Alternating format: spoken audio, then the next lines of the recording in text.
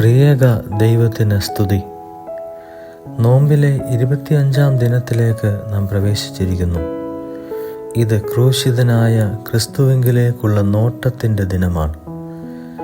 രക്ഷയുടെ പൂർണ്ണതയായ ക്രിസ്തുവിങ്കിലേക്ക് നോക്കുമ്പോൾ നമ്മിലെ അപൂർണതകളെയും കുറവുകളെയും കണ്ടെത്തുവാൻ കഴിയുന്നു.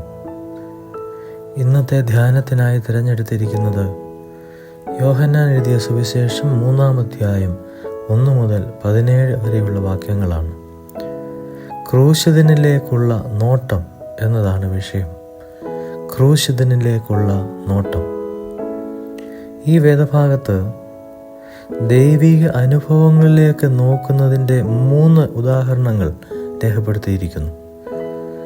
1 മുതൽ 13 വരെയുള്ള വാക്യങ്ങളിൽ യേശുവിനെ കാണുവാൻ ശ്രമിക്കുന്ന നിക്കോദിമോസിൻ്റെ ഉദാഹരണമാണ്.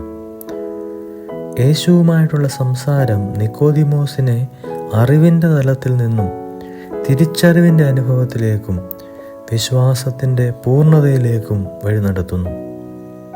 രണ്ടാമത്തെ ഉദാഹരണം 14-ാം വാക്യത്തിൽ പറയുന്ന മോശ മരുഭൂമിയിൽ ഉയർത്തിയ പിച്ചള സർപ്പത്തിൻ്റെ ഉദാഹരണമാണ്.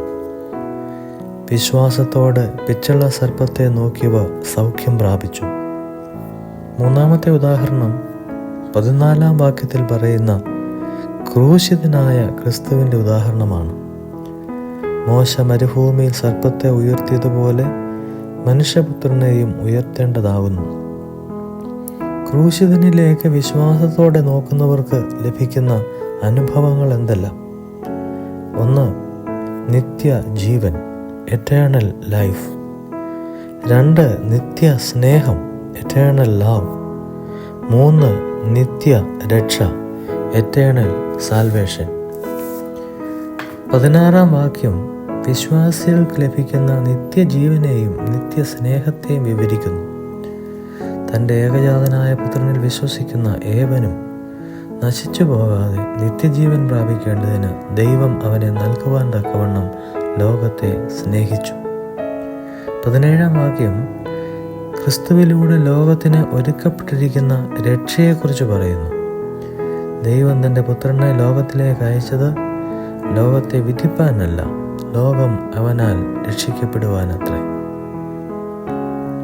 അതിമനോഹരമായ ഒരു കുരിശിത രൂപം കാണുവാൻ പോയ ഒരു വ്യക്തിയുടെ ഉദാഹരണം കേട്ടിട്ടുണ്ട്. ആ രൂപത്തിൻ്റെ ദൂരെ നിന്നും അരികെ നിന്നും നോക്കിയിട്ടും അത്ര ശ്രദ്ധേയമായ സൗന്ദര്യമൊന്നും കാണുവാൻ ആ വ്യക്തിക്ക് കഴിഞ്ഞില്ല. നിരാശയോടെ മടങ്ങുവാൻ ഒരുങ്ങുമ്പോൾ ഒരു ബാലൻ അവനോട്, എന്തായാലും ഇവിടെ വരെ വന്നതല്ലേ, ഒന്ന് മുട്ടുമടക്കി പ്രാർത്ഥിച്ചിട്ട് പോകുക എന്ന് പറഞ്ഞു. ആ മനുഷ്യൻ അത് അനുസരിച്ചു. തുടർന്ന് മുട്ടമടക്കിയിരിക്കുന്ന അവസ്ഥയിൽ തന്നെ ഒരു പ്രാവശ്യം കൂടി ക്രൂശിത രൂപത്തിലേക്ക് നോക്കി. അതിമനോഹരമായിരിക്കുന്നു. ഇതുതന്നെയായിരുന്നു ആ രൂപത്തിൻ്റെ പ്രത്യേകതയും. മുട്ടുമടക്കി മുകളിലേക്ക് നോക്കുമ്പോൾ മാത്രം കാണുന്ന അതിമനോഹരമായ രൂപം. ഈ നോമ്പിൻ്റെ നാളുകളിൽ ദൈവസന്നിധിയിൽ മുട്ടുമടക്കി ജീവൻ്റെയും സ്നേഹത്തിൻ്റെയും രക്ഷയുടെയും മനോഹാരിത കാണുവാൻ ദൈവം നമ്മെ ശക്തീകരിക്കട്ടെ.